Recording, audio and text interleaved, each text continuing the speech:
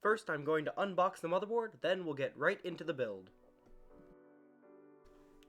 The motherboard's rear I/O contains 4 USB 3.2 ports, 2 USB 2.0 ports, 1 HDMI, 1 DVI, and 1 DisplayPort, Intel Wi-Fi 6, 3 audio jacks, and a LAN port. Now I'm going to unbox the Intel CPU, which is a Core i5 10600K, clocked at 4.1 GHz. Though this is a K-SKU chip, my client will not be overclocking this, and thus it is not important that I have an exceptionally beefy cooler or that I get the thermal paste placement just right. Before I put on my thermal paste, I do want to make sure that I have all of my M.2 storage already in the motherboard. This is a 2 Terabyte inland SSD with NVMe capabilities that is going under the thermal pad on the motherboard. After that, I install the RAM. 2 sticks of 16 gig CL16 DDR4 3200 G.Skill Ripjaws memory. Solid value from Micro Center. Now onto the cooler. The cooler is a Hyper 212 Evo from Cooler Master. While I do not question Cooler Master's claims about a well-balanced cooling performance that provides fin optimizations with perfect balance between high and low speed operations, it was a pain to install. I have never, in my vast experience building computers, found a cooler that is more of a pain to install. As much as people blame Intel and AMD for their stock coolers, they are so much easier to install than this one. This one took me 3 tries and over half an hour to get right. The instructions are terrible. In any event, I did eventually get it on, and now it was time to put it inside of the case. The case is a Fractal Design Define 7 Compact, a solid mid-tower case, though I would have preferred the Fractal Define 7 if it had been in stock. This case, like its bigger sister, is highly modular.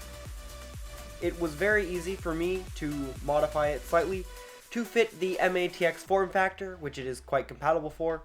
All it required was a couple standoffs to be installed. After that, I put in the I/O shield and the motherboard, and with that, it was time to install the graphics card. This graphics card was an EVGA RTX 3070 Ultra for the Win 3. It has 5888 CUDA cores, 14,000 MHz memory, 1815 boots clock, and PCIe 4.0 compatibility.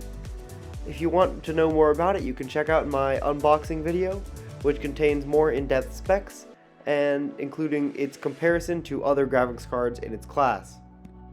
This graphics card cost over $900 new on eBay, which is $200 over MSRP from EVGA. In my opinion, though overpriced, this is a reasonable price to pay for top-of-the-line performance at this price point, and is probably what the RTX 3070 should have been priced with originally. The EVGA for the Win 3 RTX 3070 looks amazing, and is second only to the Asus ROG Strix SKU. It is stylish without being garish, and really takes the PC to the next level in terms of both performance and beauty. All in all, I think the computer turned out excellent, with a good blend of style and performance. I did run a 12-hour stress test on this computer, and it was completely stable throughout. I hit it hard with a mining program, mainly to stress the GPU, as that is what I am most afraid of breaking. I used Hardware Monitor to check the temps, and they never went above 70 as advertised on an EVGA's site.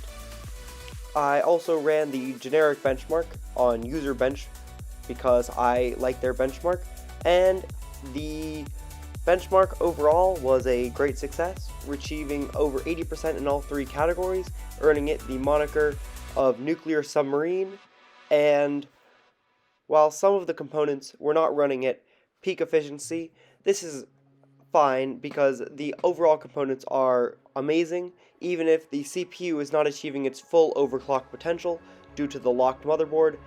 Likewise, the RAM is not at its maximum clock speed, but rather is capped because of Intel's motherboard chipset. I could end the video now, but then you would not get the beautiful, juicy computer montage.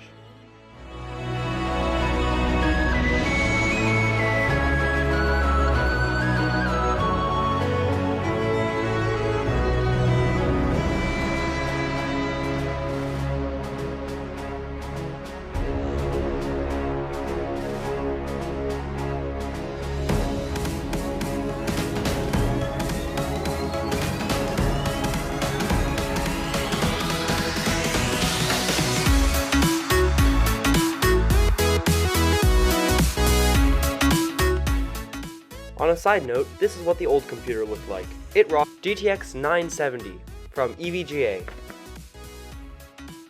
These are all the accessories that came with the PC, and with that, please like and subscribe, support my channel, it's free for you and it helps me. Have a good day.